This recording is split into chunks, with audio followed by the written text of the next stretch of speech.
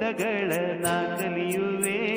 ತ್ರಿಭುಜಗಳೇ ತ್ರಿಭುಜಗಳೇ ನಿಮ್ಮಯ ವಿಧಗಳ ನಾ ಕಲಿಯುವೆ. ಬಾಹುಗಳ ಆಧಾರದಲ್ಲಿ ಕೋನಗಳ ಆಧಾರದಲ್ಲಿ ನಿಮ್ಮ ವಿಧಗಳ ನಾ ಕಲಿಯುವೆ.